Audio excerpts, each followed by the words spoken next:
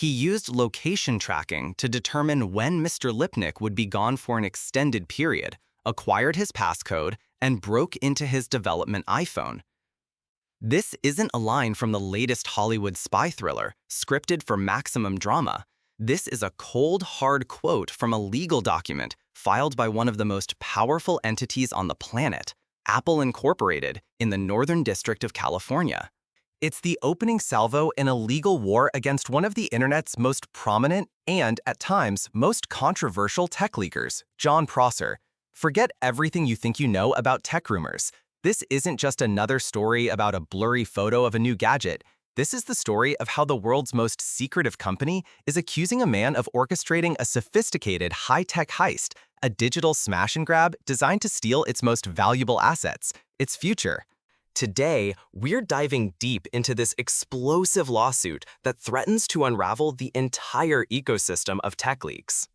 We will dissect Apple's shocking allegations, piece together the story of betrayal and corporate espionage that they claim unfolded behind closed doors, and examine the devastating human cost for an employee caught in the crossfire. We'll also break down what Apple is demanding from the courts, a list of requests so severe it could not only end Jon Prosser's career, but also send a terrifying message to anyone else thinking of sharing a corporate secret.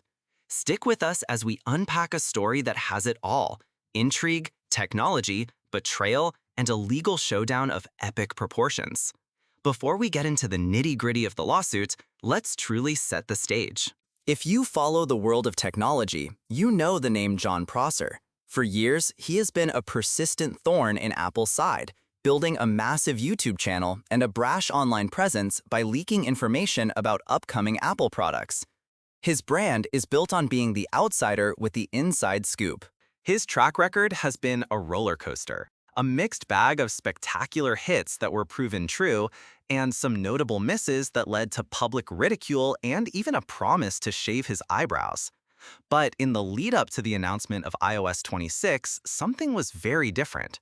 Starting back in January, Prosser began releasing a series of leaks about what was then internally known as iOS 19. First came a detailed reconstruction of the new camera application. Then, a couple of videos that offered reconstructed glimpses of what would eventually be revealed as the revolutionary liquid glass user interface overhaul. While some of the finer details in his leaks inevitably differed from the final product that Tim Cook would later unveil on stage, the overall direction was uncannily accurate. He had the core concepts, the fundamental design philosophy, completely right. The tech community was buzzing. How was he getting this information? The accuracy was too high for pure speculation. Was his source a disgruntled engineer? A careless executive? Someone in the vast, complex supply chain? The speculation ran rampant. Now we finally have Apple's side of the story, and it is more dramatic, personal, and cinematic than anyone could have possibly imagined. According to the lawsuit, the source wasn't a high-level mole leaking documents from a secure server. The breach was far more intimate, a chilling tale of misplaced trust and brazen deception. The lawsuit names two defendants, Jon Prosser and a man named Michael Ramacciati. And the central figure, the alleged victim of this entire scheme, was an Apple employee named Ethan Lipnick. The story Apple tells the court paints a vivid and disturbing picture. Mr. Ramacciati was apparently a guest at Ethan Lipnick's home. Let that sink in for a moment. He wasn't a remote hacker. He was inside the personal space, the sanctuary of an Apple employee. An employee who, like many in key development roles, was entrusted with a development iPhone.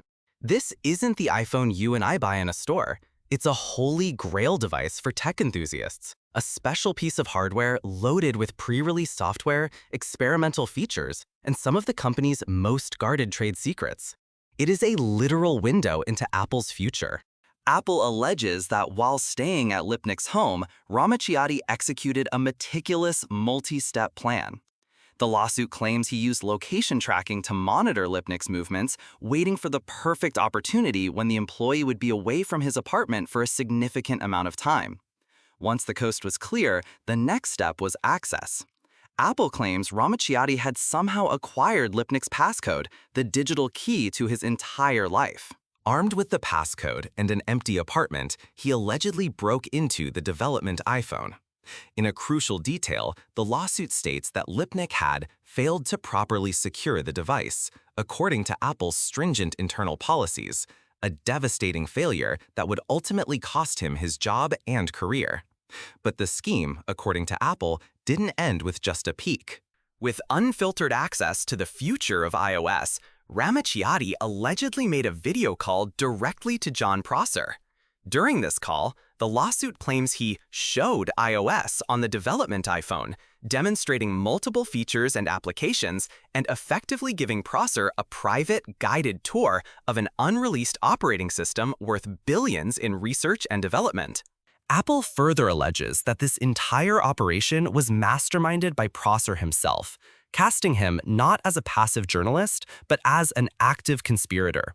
The court filing states, according to Mr. Ramacciati, Mr. Prosser proposed the scheme and promised to find out a way for Mr. Ramacciati to get payment if Mr. Ramacciati would provide access to Mr. Lipnick's development iPhone so Mr. Prosser could steal and profit from Apple's confidential information. During this secret video call, Prosser allegedly used screen capture tools to record everything, creating his own copies of Apple's trade secrets. He then allegedly disseminated these recordings to others, and this is where the scheme began to unravel. At least one person who saw the footage recognized something chillingly familiar in the background of the video: Ethan Lipnick's own apartment. The personal sanctuary of the Apple employee had become the public backdrop for the theft of his employer's secrets. This single detail transforms the story from a simple case of a corporate leak into a profound personal violation. The fallout for Ethan Lipnick was swift and brutal. Apple fired him, but the company also notes that Lipnick himself was kept in the dark about the specifics of the breach. He learned the humiliating truth through others who claimed to have seen Mr. Lipnick's apartment in a video recording from Mr. Prosser. Imagine the gut-wrenching horror of finding out that your home, your private space, was broadcast to the world as part of a criminal scheme that cost you your livelihood. The level of personal and professional devastation is hard to overstate. If you find this story of corporate intrigue and personal betrayal as fascinating as we do us a favor and hit that like button. It lets us know you appreciate these deep dives into the stories shaping our tech world. Now, Apple's lawsuit goes to great lengths to emphasize why this matters so much to them. They detail the extreme measures they take to protect their trade secrets, explaining that confidentiality is not just a policy, but a core part of their culture of innovation and a key driver of their commercial success. The mystique and the big reveal are part of their marketing genius. They are framing this not just as a leak, but as a direct attack on their business model. They also express a crucial and ongoing concern. They don't know the full extent of the damage. They state that they are unaware if Prosser possesses even more confidential material that he has yet to share, noting that the development iPhone additionally contained other unannounced design elements that remain confidential. This raises the stakes considerably. Prosser could be sitting on a digital time bomb, a treasure trove of future Apple secrets. So, what does Apple want the court to do about it? This is where the hammer comes down, and it's aimed squarely at Jon Prosser and his co-defendant. Apple is not messing around. They are asking for a full jury trial. They want to present this entire narrative of betrayal and theft to a jury of ordinary citizens. Here's a breakdown of their key demands, which are nothing short of a corporate death sentence. First, they want a judgment in their favor on all counts, including misappropriation of trade secrets and violating the Computer Fraud and Abuse Act. Second, they are asking for injunctive relief, a court order demanding that Prosser and Ramacciati stop what they are doing. This includes an order directing them not to use or disclose any of Apple's confidential information, and, crucially, to return or assist Apple in locating and destroying any such information in their possession. Third, and this is the big one for Prosser's bank account, Apple is demanding damages in an amount to be proven at trial. This could include all the profits Prosser made from his YouTube videos featuring the leaks. On top of that, they are asking for punitive damages, which are designed specifically to punish the defendants for willful and malicious misappropriation. These can often be much larger than the actual damages and are intended to serve as a powerful warning to others. And finally, they want the defendants to pay for everything: prejudgment and post-judgment interest, and Apple's reasonable attorney's fees and costs, which for a company like Apple could easily run into the millions. In short, Apple wants to financially dismantle Jon Prosser's operation and make an example out of him for the entire world to see. But what does Prosser have to say about all of this? This is not a one-sided story. So far, his response has been brief but defiant. On the social media platform X, he disputed Apple's entire version of events, sharing his own short account of how he obtained the iOS 26 interface. He has promised that more information will come to light, setting the stage for a dramatic courtroom battle of conflicting narratives. This entire affair raises massive questions for the future. Is Apple's account the full, unvarnished truth? Or is there another side to this story that will emerge in court? This case could set a powerful and terrifying precedent. If Apple wins decisively, it could create a chilling effect across the entire tech rumor mill. Other leakers and journalists might think twice before publishing confidential information, fearing similar legal retribution from a multi-trillion-dollar company with a virtually unlimited legal budget. It could force a major shift in how tech journalism and content creation operate in the shadows of corporate secrecy. On the other hand, if Prosser can successfully defend himself, it might embolden others and force companies like Apple to reevaluate their internal security rather than their external legal strategies. The story is far from over, and we will be following every twist and turn. Make sure you are subscribed to the channel with notifications turned on so you do not miss our follow-up analysis as this legal drama unfolds. For now, we are left with a modern fable.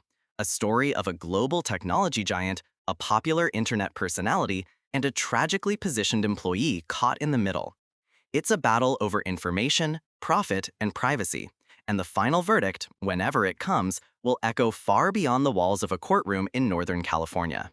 The digital world will be watching, and the outcome will undoubtedly change the game forever.